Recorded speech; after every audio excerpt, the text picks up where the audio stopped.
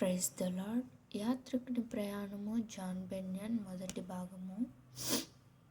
ఆ సింహములు కట్టబడెను గాని వాటి గొలుసులు అతనికి కనబడలేదు.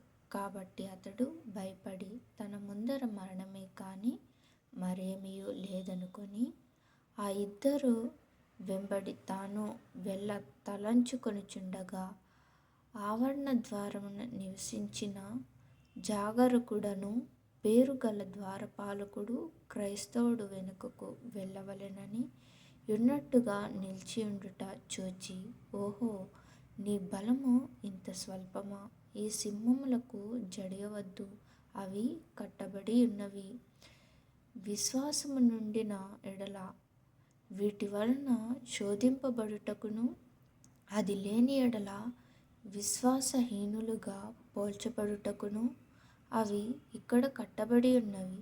నీవు మార్గమధ్యమందు నడిచిన ఎడల నీకేమియూ హాని రాదని కేక వేసెను. అయినను నా దృష్టికి అతడు ఆ సింహముల భయము చేత వణుకుచూ నడిచెను. కాని అతడు ద్వారపాలకుని మాట లక్ష్యపెట్టి ఆయన సెలవు చొప్పున జాగ్రత్తగా నడిచెను గనుక అవి బొబ్బరించుట వినెను. కానీ అవి అతనికి ఎంత మాత్రము హాని చేయలేదు. అప్పుడు అతడు చప్పట్లు కొట్టి ద్వారపాలకుడు ఉన్న ద్వారమునకు చేరి నిలుచు వరకు తిన్నగా నడిచి వెళ్ళెను. అప్పుడు క్రైస్తవుడు ద్వారపాలకుని చూచి, అయ్యా, ఇది ఎవని ఇల్లు? నేను ఈ రాత్రి ఇక్కడ బస చేయవచ్చునా అని అడిగెను. అందుకు ద్వారపాలకుడు అతని చూచి, ఈ ఇల్లు ఈ కొండ యజమానుని చేత కట్టబడెను. ఆయన యాత్రికుల సహాయము కొరకు, జాగ్రత్త కొరకు దీనిని కట్టెనెను. మరియు ద్వారపాలకుడు, నీవు ఎక్కడ నుండి వచ్చితివి? ఎక్కడికి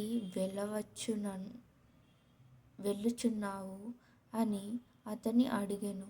క్రైస్తవుడు, నేను నాశనమను పట్టణము నుండి వచ్చి సీయోను కొండకు వెళ్ళుచున్నాను. సూర్యుడు అస్తమించియున్నాడు గనుక సెలవైతే ఈ రాత్రి ఇక్కడ బస చేయవలెనని కోరుచున్నానెను. మార్కు సువార్త 13వ అధ్యాయము 34వ వచనము నుండి 37 వచనములు. మార్కు సువార్త 4వ అధ్యాయము 40వ వచనము. Thank you.